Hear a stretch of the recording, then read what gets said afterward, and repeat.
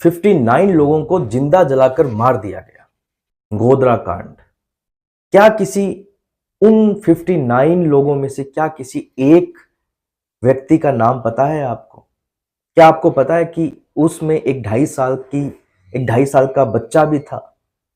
क्या अधूरा सच दिखाया जा रहा है या पूरा सच दिखाया जा रहा है? जो आज पूरी दुनिया को, पूरे भारत को पता चलनी चाहिए, वो चीजें इस फिल्म में दिखाई जा रही है, या फिर आखिर बॉलीवुड अपना जो काम करता है वो ही वापस कर लिया गया है? जय श्री राम। मैं रवि सांखी। आज हम बात करेंगे एक नई फिल्म द साबरमती रिपोर्ट की। ये फिल्म आई है और इस फिल्म के आने पे, थिएटर में लग चुकी है ये फिल्म, इस फिल्म के आने पे एक सोशल मीडिया पे एक ट्रेंड चल पड़ा है, एक हुजूम उमड़ पड़ा है। दो तरीके के लोग हैं। एक्चुअल में जो इसकी स्टार कास्ट है वो ये कह रही है कि हमें अब धमकियां मिल रही है कि हम तुम्हें देख लेंगे, या जैसा भी वो चल रहा है, आज उस पर डिस्कस नहीं करेंगे। दूसरा पॉइंट ये है, एक लोग वो हैं जो धमकी दे रहे हैं, एक लोग वो हैं जो कह रहे हैं कि हम आप पे, बॉलीवुड पे कैसे विश्वास करें कि ये फिल्म ने आखिर पूरा सच दिखाया है जो हुआ है। और इस स्टारकास्ट का कहना है कि जो सच्चाई नहीं दिखाई गई इतने सालों तक, वो हमने दिखाई है। क्या किसी उन 59 लोगों में से क्या किसी एक व्यक्ति का नाम पता है आपको? क्या आपको पता है कि उसमें एक 2.5 साल का बच्चा भी था? आज हम दो चर्चाओं पे बात करेंगे कि कौन दोषी थे और कौन दोषी नहीं थे, किन्हें सजा मिली और किन्हें आज तक सजा नहीं मिली। एक बहुत बड़ा एक ऐसा वर्ग है जिसे आज तक सजा गोधरा कांड पे नहीं मिली है, जो आज भी इस घटना के होने के इतने साल बाद भी खुली हवा में सांस ले रहा है।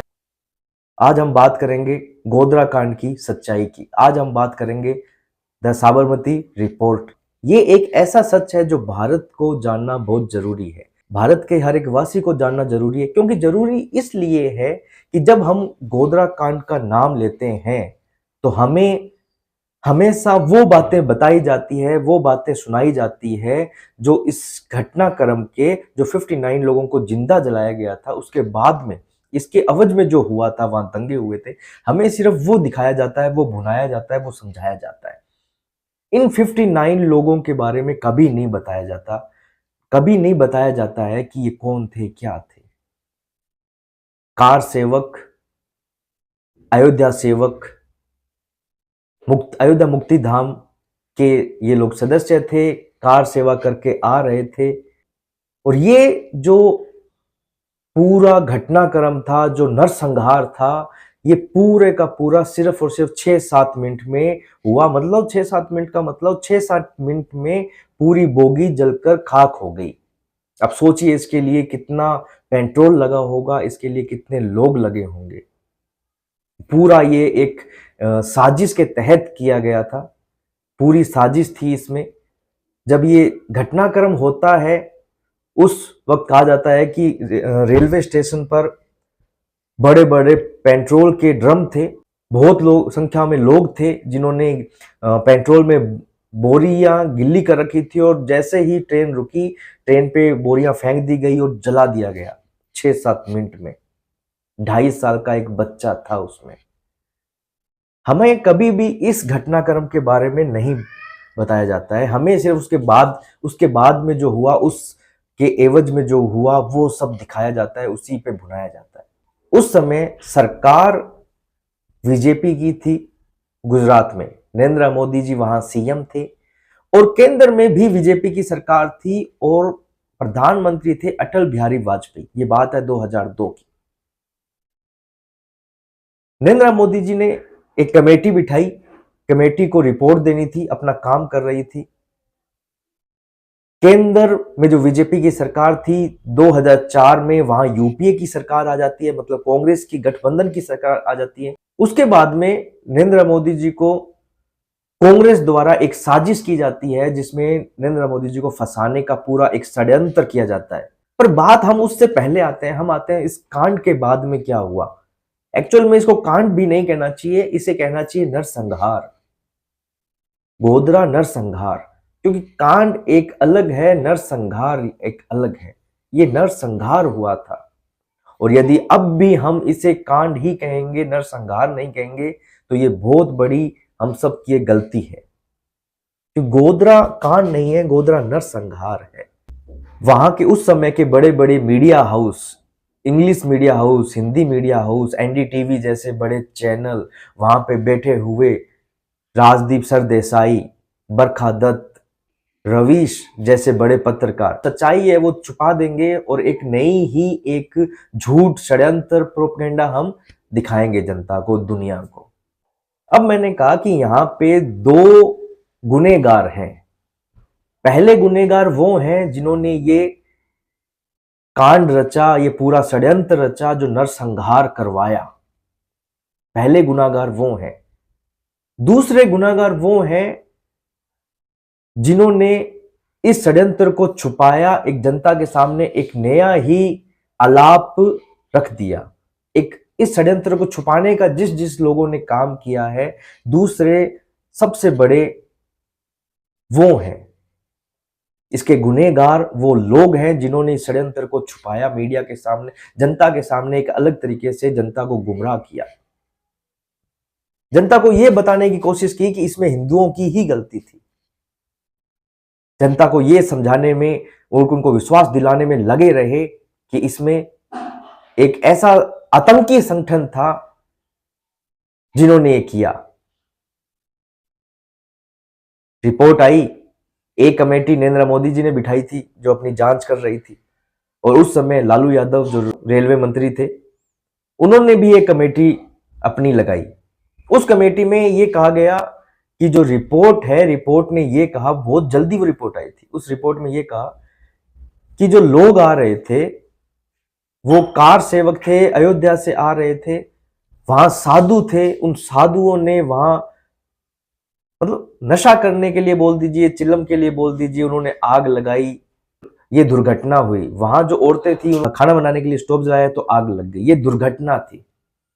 मतलब एक ऐसा एक प्रोपेगेंडा सेट किया गया जनता के सामने कि भाई ये लगे कि ये बाय द वे हुआ है, गलती से हुआ है, इसमें किसी का साजिश नहीं थी। इसमें सोनिया गांधी नरेंद्र मोदी जी के हाथ धो के पीछे उस समय पड़ चुके थे। 10-10, 12-12, 14-14 घंटे उनकी इंक्वायरी चलती थी नरेंद्र मोदी जी की। बात यह है कि क्या इस फिल्म ने पूरा सच दिखाया है? फिल्म देखने के बाद में पता चलेगा कि क्या सच दिखाया है, क्या नहीं दिखाया है। पर बात वो है कि इसमें क्या जो मीडिया हाउस द्वारा जो किया गया था वो भी इस फिल्म में दिखाया गया है। रिपोर्ट में पता चलता है कि वहां एक पेट्रोल पंप किसी एक बड़े पर्सन का जो मुस्लिम है, उन्होंने पूरी साजिश रची, उनके वहां से पेट्रोल गया जिसमें एक कांग्रेस के एक नेता का भी नाम आया है, जांच में उनका नाम आया। मतलब ये सब जो पूरा एक सच है, क्या इस फिल्म में दिखाया गया है? बात जब मैं बार बार सच की सच की सच की कर रहा हूं, तो यहां सच सिर्फ और सिर्फ ये नहीं है कि गोधरा कांड हुआ, साबरमती एक्सप्रेस में हिंदुओं को जलाया गया। बात यह है कि जिन लोगों ने, इस मीडिया हाउस के लोगों ने, जिन बड़े बड़े लोगों ने ये बात छुपाने की कोशिश की, दबाने की कोशिश की, एक अलग नैरेटिव बनाने की कोशिश की, क्या उन्हें सजा मिलेगी? उन लोगों का क्या होगा जो देश को, देश के लोगों को, हिंदुओं को भ्रम में रखा 11 साल तक? इस गोधरा नरसंहार के 11 साल तक देश को इसकी सही सच्चाई नहीं पता चली। सबको पता था, सबको, पूरे देश को पता था कि ये किसने करवाया, किन लोगों ने करवाया। फिर भी एक ऐसा नैरेटिव सेट करना, एक ऐसा माहौल बनाना जिसमें यह बताया जाए कि गलती हिंदुओं की ही थी, ये दुर्घटना थी। ज्यादा पहले की बातें नहीं बताता हूं, अभी की बात बताता हूं। राजस्थान में जब कांग्रेस की सरकार थी, और राजस्थान में जब कांग्रेस की सरकार गई, बीजेपी की सरकार आई, भजन लाल शर्मा जी की सरकार आई, उस समय जो किताबें पढ़ा रहे थे बच्चों को, वो किताबें वापस ले ली गई। इसलिए ले ली गई कि उसमें जो गोधरा की सच्चाई बताई जा रही थी वो एक बहुत ही भयानक तरीके से, बहुत ही एक गलत तरीके से बच्चों के दिमाग में डालने की कोशिश की जा रही थी। उसमें ये कहा जा रहा था कि जो जिन्होंने जलाया वो एक आतंकी संगठन था। उनकी सच्चाई को एक ऐसे विस्तार दिया जा रहा था जिससे बच्चों को लगे कि कुछ अलग था, जो हमें बताया गया वो नहीं था। वो किताबें वापस ली गई। तो सोचिए आप, ये तो सिर्फ एक राजस्थान की बात है, सोचिए ऐसी भ्रामक बातें, झूठी बातें, प्रोपेगेंडा सेट करने की कितनी पूरी तैयारियां हुई थी, कितनी पूरी साजिश हुई थी। क्या ये फिल्म उन सब बातों का जवाब दे पाएगी? क्या ये फिल्म में प्रॉपर एक सेटअप दिखाया गया है? क्या ये प्रॉपर सच्चाई इस फिल्म में दिखाई गई है? बात असल में ये है, ये जो बड़े बड़े पत्रकार, राजदीप सरदेसाई, बरखा दत्त, रवीश, ये इतने बड़े बड़े पत्रकार, उस समय जो ये प्रोपेगेंडा सेट कर रखा था इन्होंने कि हम क्या दिखाएंगे, हम हमेशा देश के खिलाफ ही दिखाएंगे। ऐसा नहीं है जब पूरे देश को इनके बारे में पता चल गया तो ये बाद में सुधर गए, ऐसा नहीं है। ये आज भी अपना वैसा ही प्रोपेगेंडा सेट किए हुए हैं। उसके बाद मुंबई में जब हमला होता है, कासाब वाला मुंबई में जब हमला होता है, लोगों को मार दिया जाता है, उस समय भी ये उस सब पूरे प्रोपेगेंडा को पूरे एक सेटअप करवाने की कोशिश की गई कि ये सिर्फ और ये पूरे का पूरा आरएसएस ने करवाया है। इस पूरे में आरएसएस का हाथ है। यदि कसाब नहीं पकड़ा जाता जिंदा, यदि कसाब जिंदा नहीं पकड़ा जाता तो ये आरएसएस का नाम नहीं, पूरा एक सेट कर चुके थे, एक पूरी घटनाक्रम को एक फिल्म तैयार कर चुके थे आरएसएस के लिए। ये नहीं सुधरे, ये नहीं सुधरे। आज इनमें से दो के पास देश के सामने एक सम्मान पूर्वक एक कार्य है जिसमें रवीश और बरखा दत्त आज देश के सामने एक्सपोज हो चुके हैं और देश इन्हें गालियां भरपूर दे रहा है, भर भर के दे रहा है। पर ऐसा नहीं है ये रुके हैं, ये रवीश कुमार जैसे लोग ऐसा नहीं है रुके, नहीं, ये आज भी अपना एजेंडा उसी तरीके से यूट्यूब पे चला रहे हैं। ऐसा कोई पॉइंट नहीं छोड़ते हैं जिसमें नरेंद्र मोदी जी को बदनाम किया जाए। इनके व्यूज भी आते हैं क्योंकि देश में जयचंदों की कमी नहीं है, क्योंकि जो उस समय लोग थे साबरमती में हिंदुओं को जलाने के वाले जो लोग थे, दंगे करने वाले जो लोग थे, वो आज भी हैं। बस इतना है कि नरेंद्र मोदी जी के कारण वो दबे हुए हैं, बैठे हुए हैं। उन जैसे लोग हैं जो व्यूज देते हैं इन्हें, और ये उन व्यूज के चक्कर में धड़ल्ले से अपनी दुकान चलाए जा रहे हैं। पर हां, इतना है कि अब हिंदुओं को पता है कि हमारे लिए कौन सही है, कौन नहीं। अब बस बात इतनी है कि इस फिल्म ने आखिर अपने बॉलीवुड वाला राग ना अल्पा हो, कुछ ऐसी सच्चाई दिखाई हो जिसे देख के जनता को समझ में आए, पूरा जो नरसंहार हुआ ये वो पूरा जनता को समझ में आए। नरेंद्र मोदी जी पे केस चलाया गया, सालों साल उन्हें तंग किया गया, पर हिंदुओं के दिमाग में वो अपना जहर नहीं डाल पाए। कौन? कांग्रेसी। उन्होंने ये बताने में कोई कोर कसर नहीं रखी नरेंद्र मोदी खराब है, पर हिंदुओं ने इसका जवाब दिया 2014 में नरेंद्र मोदी जी को पीएम बना के। हम नहीं भूलते हैं, हम नहीं भूलते हैं। समय लग सकता है, रिजल्ट आने में समय लग सकता है, पर हिंदू जागता जरूर है। कुछ समय के लिए सो जाएगा पर जागता जरूर है। 2002 का घटनाक्रम, गोधरा कांड, ये नरसंहार, यदि वो लोग नहीं भूले हैं तो हम नहीं भूल पाएंगे और ना हम कभी भूलेंगे। तो क्या ये सच्चाई, क्या ये दर्द इस फिल्म ने असल में दिखाया है? 2002 में उस समय ये लोग इतने पावर में थे, क्योंकि 2004 में ही कांग्रेस की यूपीए की सरकार आ गई थी। ये लोग इतने पावर में थे, ये जो चाहते वो होता। मतलब जैसे कहते हैं ना, सरकार हमारी सिस्टम भी हमारा, वही था। सरकार इनकी थी, सिस्टम भी इनका था। सिर्फ और सिर्फ ये एक पर्सन था, नरेंद्र मोदी, जो हिंदुओं के साथ खड़ा था। 2002 से लेके